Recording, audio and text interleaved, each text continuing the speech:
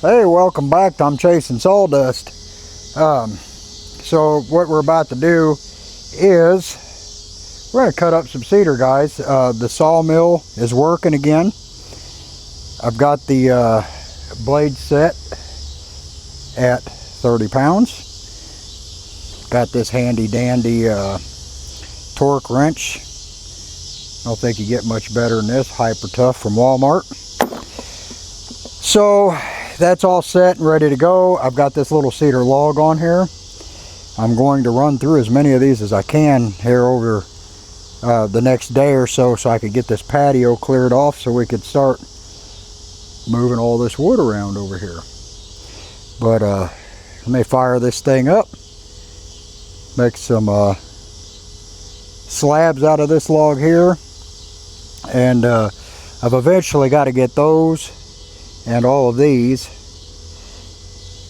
stacked and stickered so they could be drying out, and then eventually they'll get cut down into 12-inch and 24-inch pieces for signs. I've got to get out here too and take care of the weeds, because we've had an issue the last couple of days with water snakes coming out of the creek. And I don't know if you've ever seen one of these, I think they're called eastern water snakes. But man, they look a lot like copperheads, and they'll just scare the living crap out of you whenever you see them. Here, let's take a walk down here to the next wood pile and see if this one's out again. So I caught one earlier and I threw him across the creek. And I've done this a couple of times now, and he always comes back. And if it was a copperhead, I ain't gonna lie to you, I'd kill it. I can't be having that things out here in my yard with the kids, the grandkids, and the dogs and all that stuff. But let me real slow down here just to see if he's back out.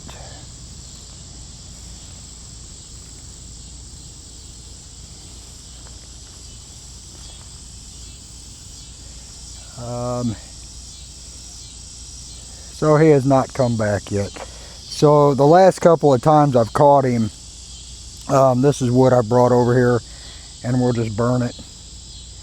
And the last couple of times I've caught him, he's literally been sitting right there.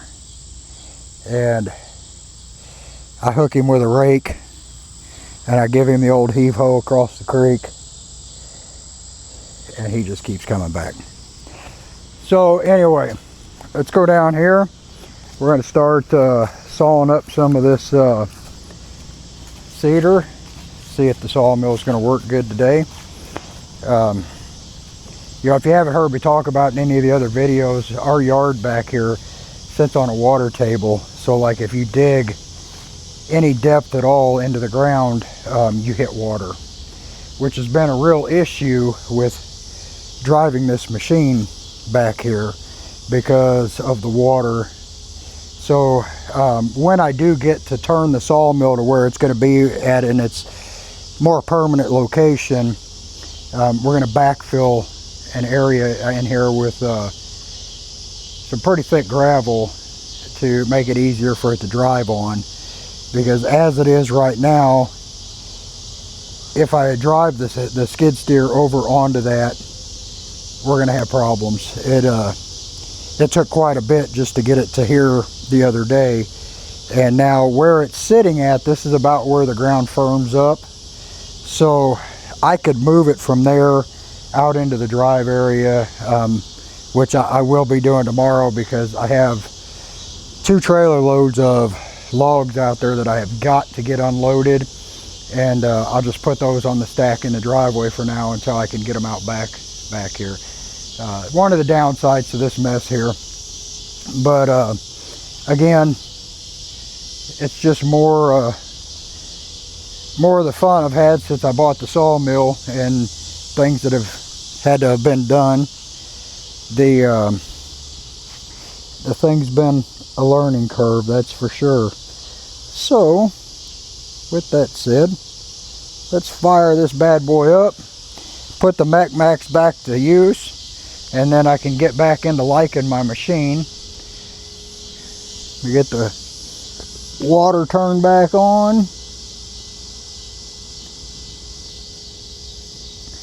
And I do believe I'm going to go ahead and order the rollers for the machine. So I've got to figure out how to reattach my water line, because the videos I've seen that where people attach them are not anything that I really like. So I do have to figure out something else with that.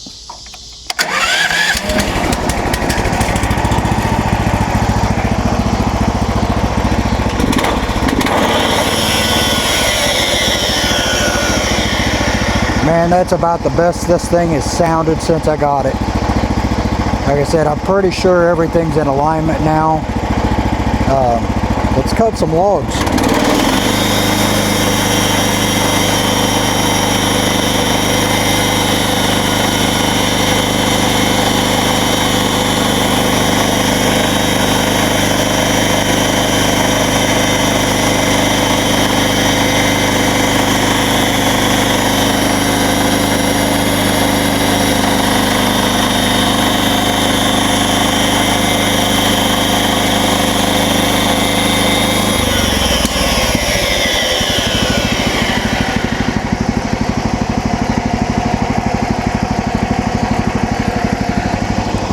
You guys have no idea how great this sounds right now.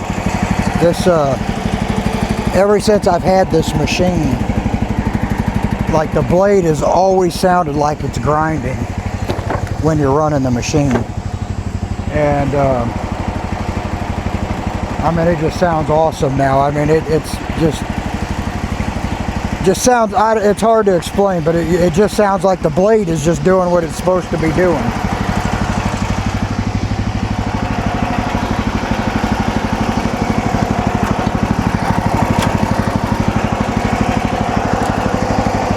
So I think for now, we're going to take this in 1-inch slabs. That way when I plane it down for a sign, it's going to be around 3/4, give or take.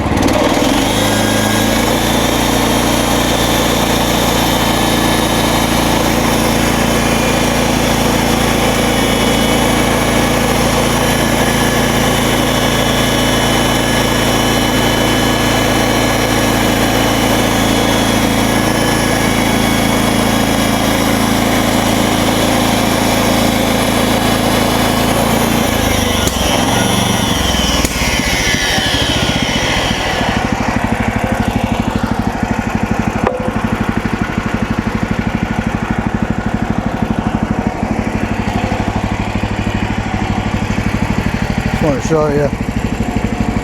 It's a pretty wood.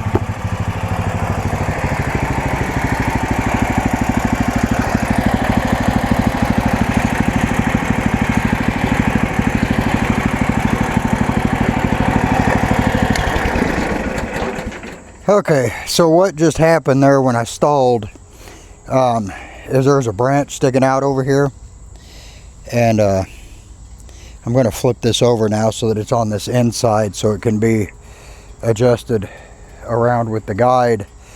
But I just want to say this thing's cutting perfect. I mean, I know this is cedar, so it's softer wood, and here in a minute I'm going to throw the cherry log I had on here when I was having a lot of problems. Finished getting it sliced up, but this thing is working absolutely perfect now. I can only imagine how much better it will cut when I get better blades on it, but everything's in adjustment.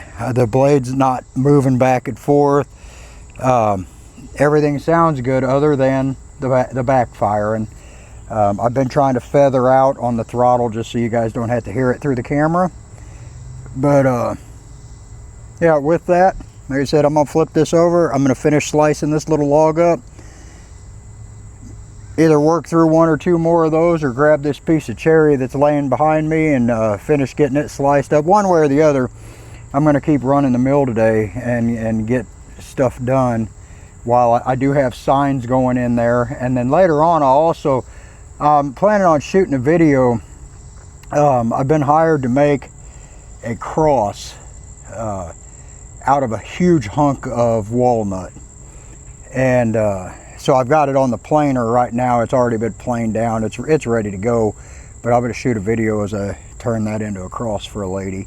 But anyway, you guys have a good day.